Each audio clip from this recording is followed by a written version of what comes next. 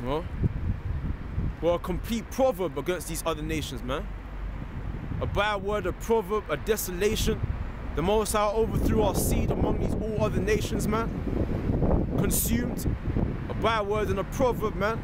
Amongst all nations. People call us blacks, Negro, all of this shit, man. Scattered us in the lands. You understand?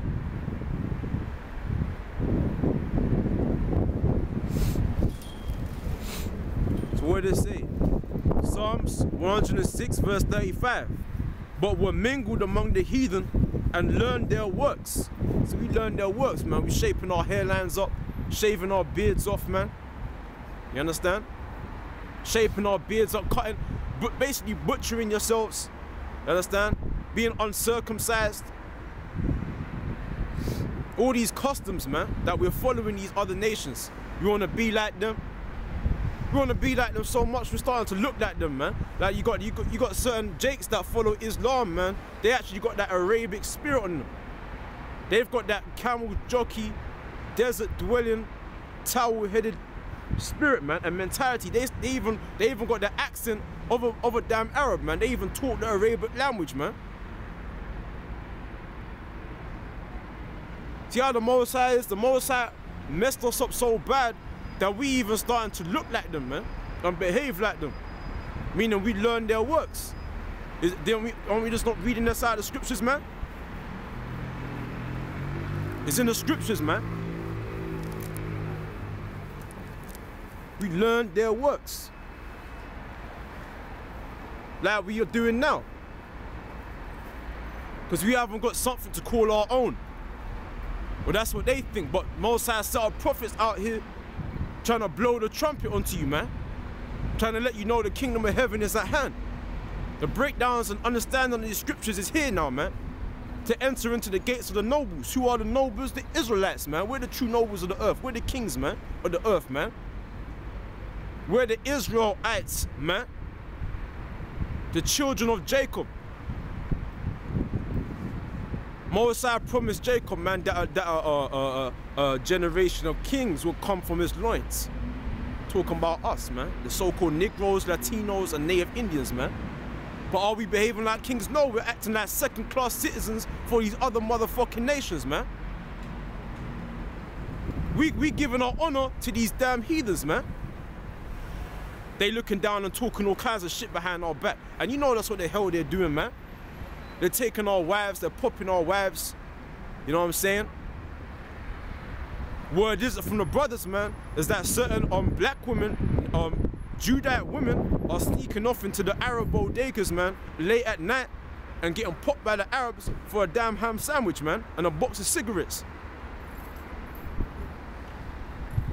So we've been consumed, man, completely consumed by these other heathens, man. Ishmael, Esau, alright, Ham, back to Africa.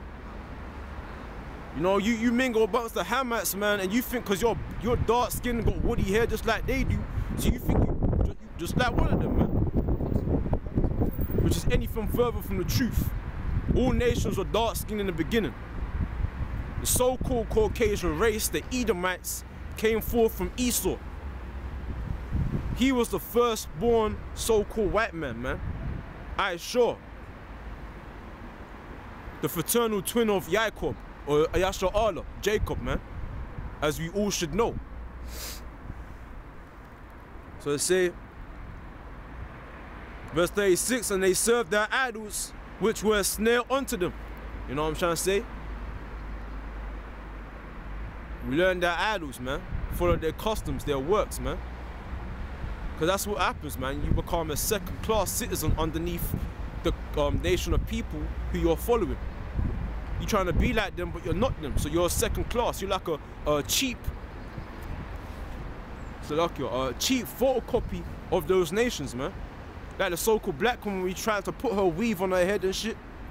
You're trying to be like who? Like the white woman, the Edomite woman, man. But is she an Edomite woman? No. So what does that make her? It makes her a cheap version of the white woman. Second-class citizen. You so-called Negroes, you try to behave like Esau. Are you Esau? No. You're a second-class citizen, man. Trying to be like them. That's why Esau don't respect you niggas, man. Cause you begging grubby Negroes, man. Trying to be like Esau. Esau talking all kind of dirt behind your back, man. You ain't got, cause you haven't got your own government. The Most High just took our heritage, man. Like we just read.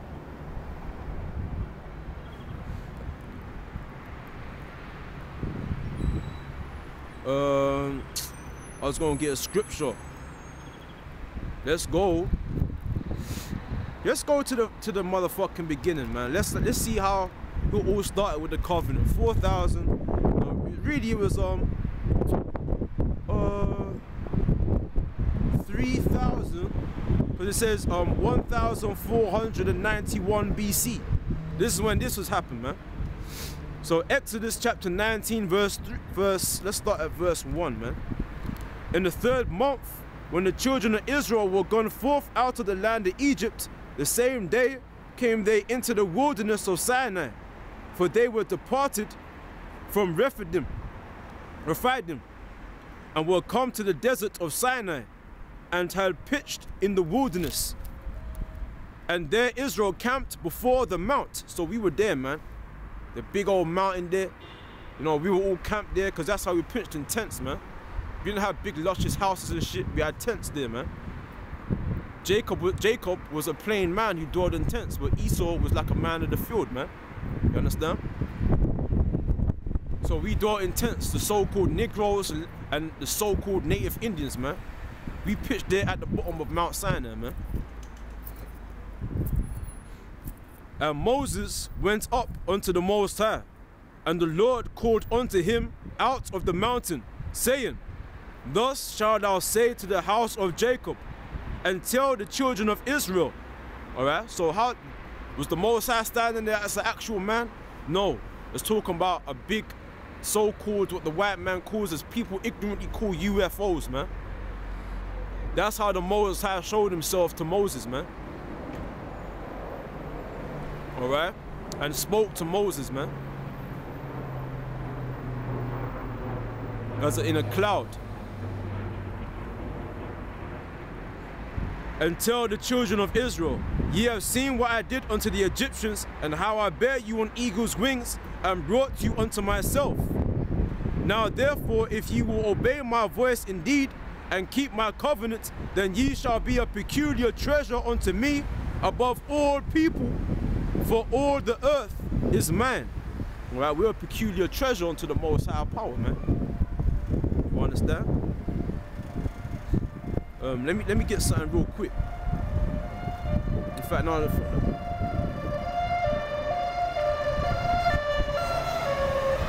For time constraint, innit? For the sake of time constraint.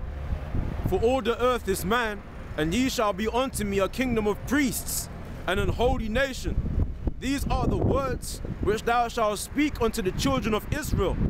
And Moses came and called for the elders of the people, and laid before their faces all these words which the Lord commanded him. And all the people answered together and said, All that the Lord hath spoken, we will do. And Moses returned the words of the people unto the Lord. So that's the covenant, man. Moses delivered to the nation of Israel the word of the Most High power, whose name is Yahweh, man. For those of you brothers who are coming to this truth, you learn this truth, this is for your edification, man. That's the name of the Most High power. You know, you just been given the name of the Lord, you know. So we got delivered that word, man. All those generations and millennia ago, man. You understand? And then we said, thus, what you said, we gonna do that, man. You gave the word to the Most High, you made an oath. You made an agreement. You made that bargain with the Most High that you was gonna do that. If you kept the commandments, so forth and so on, and his laws, you'd be a peculiar nation of people and a kingdom of priests unto the Most High. Showing forth the image of the Most High. Being holy, why? Because the Most High is holy.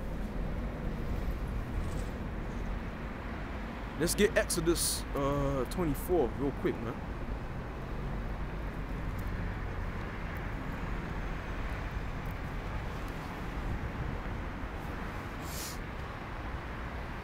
Book of Exodus chapter 24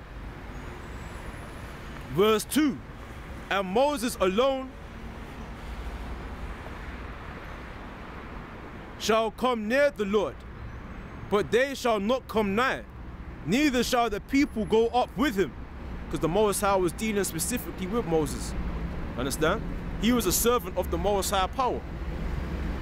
When you go into Numbers, I believe it's the 13th chapter, the scripture says that the Most High dealt with all the prophets like Isaiah, Ezekiel in a vision, in a dream, all right? And spoke to them in similitudes. But unto Moses, he spoke to him face to face, man. Okay?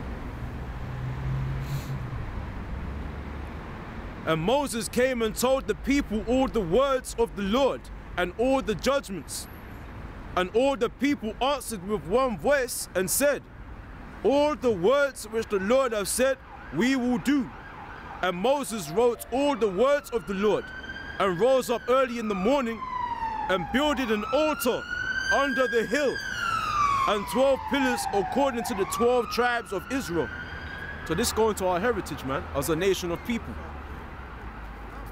We was given ordinances, statutes to follow. What's a statute? Things you must follow to keep a society, man. To keep yourself a nation of people. The Most High is very specific and very particular about the certain things that he wants us to do, man. To maintain order. Alright? He's very exact. Alright? And he wants it done a specific way. He wants perfection, man. That's what the Most High wants, man.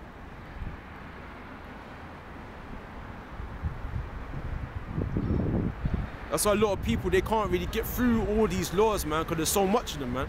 Because the Most High requires a lot, man. Responsibility.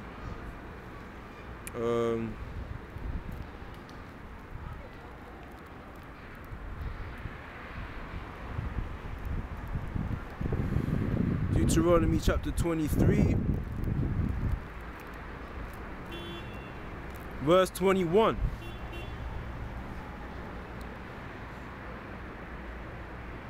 When thou shalt vow a vow unto the Lord thy God, thou shalt not slack to pay it.